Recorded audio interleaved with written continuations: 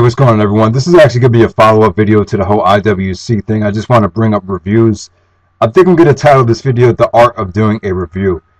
A lot of people think that reviews don't lead to a lot of discussion. A lot of people find them very repetitive, and things like that. So I just want to bring up, what we can do to improve as YouTube reviewers. And now I'm kind of upset because I feel like a lot of people, like too many people, are coming on here now saying that they want to change their channel direction, and they won't be doing reviews anymore. Well, I don't. I don't think that's the answer, and I think that'll definitely. I'm not going to say it's going to hurt the business, but let me just say this: I think it's absolutely wonderful or great for Chikara to have 3 reviews for every show. If you guys don't know, Chikara Pro actually posts them on their Facebook, so it's great exposure for the company. People reviewing every single PWG show is awesome exposure. I'm sure the PWG DVD sales are through the roof compared to 2007. So this is it's a good thing, though. I feel like a lot of people actually buy these shows that watch the reviews, so it's not necessarily a bad thing. But I think people's main complaint right now is the IWC being stale because of all these repetitive reviews. Well, first of all, let me just say this.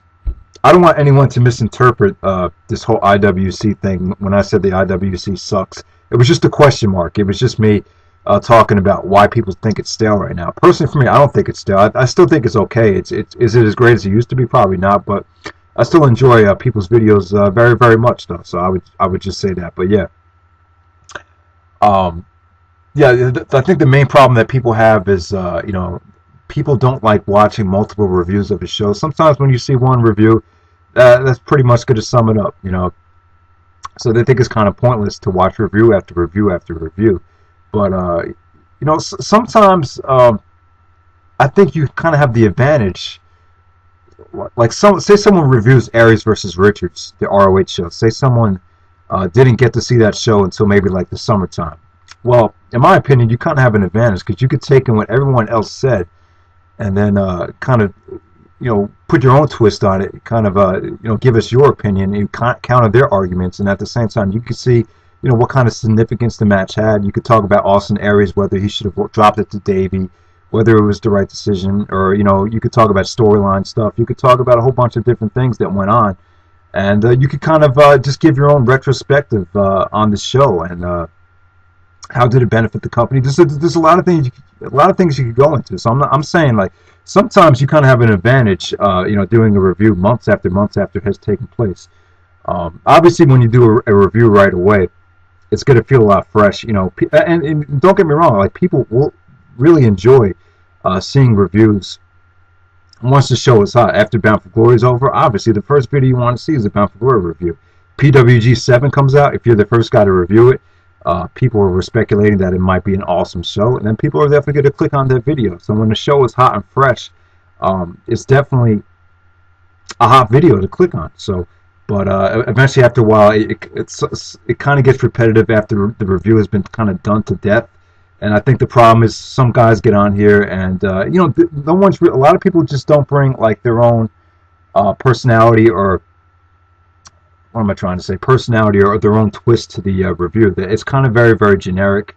They really aren't following up on what anyone else said. And I think it's okay to bring up star ratings. Like, you could talk about whether a match is 4 stars if it's really necessary. But for the most part, I would actually ignore bringing up the star ratings. I would just put them in the description box. If like a Akira Tozawa versus Chris Hero, you want to talk about how great that match was, I'd probably give it 4.5, almost 5 stars. That's fine, but I would say it's kind of pointless to bring up if a match is 2.5 stars, 3 stars, 3.5 for that match.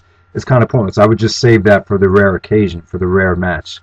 So, and the other thing is, why aren't these reviews leading to discussions? Well, I think there's a lot of reasons for that. The main thing is, probably like 90% of the people that are watching these reviews aren't aware of a lot of these guys. When we talk about Brandon Gatson, when we talk about, Brandon Gatson's an up-and-coming guy in PWG who's got a lot of potential. We talk about guys like Adam Cole or guys like Chuck Taylor. When we bring these gentlemen's names up, it's kind of like it's not going to lead to any discussions because most of the people watching the video aren't aware of these guys. So eventually, you're going to have to get them to go out and buy the DVD and and they gotta watch them. They gotta develop their own opinion of them, and that's when the discussions will happen. But so that's why, you know, it's kind of hard for a lot of you know, mainstream fans or just regular fans to kind of identify with you know, what we're actually talking about. So that right there is kind of probably the main reason why they don't lead to a lot of discussions. But you know, I think there's a way around that, though. I think there's a way you can make the review. You know, just because you're doing a review doesn't mean it can't lead to discussion. I think in the review you could kind of talk about different things, and you could take your time. You don't just have to talk about the actual match. You could talk about storylines. You could talk about the booking. You could talk about this. You could talk about that. And I think that will lead to the discussion. I think guys like Truth Slayer and other guys on here have proven that. So definitely. So that's just, I just wanted to come on here and make a point about that. But yeah, I don't want people to stop doing it.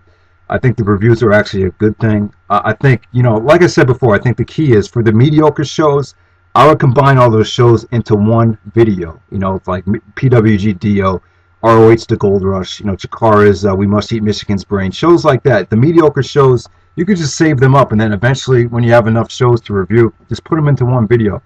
But for the mega blockbuster shows like Death Before Dishonor 8, PWG 7, the 8th anniversary show, Bound for Glory, you know, the big shows that people want to check out, I think they're so important that you pretty much need to, you know, let that review have its own video. I would just say that. So I just want to make that point. But yeah, you know, if some of you guys out there, you know, I don't want people to stop doing it if you really love doing it. If you feel like you really have a passion for it, and you feel like you could offer something different, then keep doing it. I think we just need reviewers to be a little bit more original.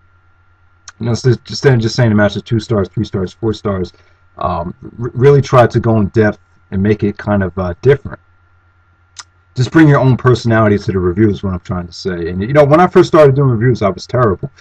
You know, I have people on here that told me that I sucked, and it was boring, it was repetitive, and I was mumbling too much. So you know, like when I first started out, it wasn't pretty. But my point is, if you really want to talk about these things, you want to talk about these shows, obviously, you know, you're not gonna become successful overnight. This is gonna take time. It's gonna take repetition, and then eventually you will get good at it. And you shouldn't do a review to impress anybody, though. You got to do it for yourself. I would just say that. So you know, I know there's been a couple guys on here that have done reviews, and then they've kind of taken a step back and saying, "Oh, it's not my thing. I want to do discussion videos." Well, you know, if you really want to do it, just keep giving it a try. Don't let anyone bring you down. You know, just because someone else doesn't like it doesn't mean it's not a good review. So just keep doing it. I would just say that. So yeah, I think the IWC would get better, though. I think more discussion videos are probably needed. I would just say that. And you know, the ROH short reviews, I think they pretty much run their course, and I'm not going to do them. I'm sure a lot of people would like to see me do it, even though their actual reviews have actually been done on YouTube already. But you know, you could search them on YouTube. They're on YouTube. Truth Slayer pretty much reviewed maybe like 75% of the 2008 shows. So just look at ROHvideos.com, look at ROHwrestling.com, look at the show titles, and then just search for them, and then you'll find them. In 2009, I guarantee you there's probably a review for every single show from 2009. So definitely check that out if you really are interested in seeing the older stuff. But as far as older stuff goes, I'm pretty much done with it. Maybe every once in a while I'll do an occasional like old school review, maybe Supercard of Honor 3, maybe like WrestleMania 17. It's like some old school WWF shows will probably be coming within the next year. But those would be rare, though. You know, I don't want to oversaturate my channel with older reviews that are kind of pointless. But for now, I'm still going to do, you know, shows that deserve its own. If a show deserves a lot of praise, I'm still definitely going to come on here and talk about it. So that's all I had to pretty much say. So I guess that's pretty much it. I hope you guys enjoyed the video, and thanks for watching. All right.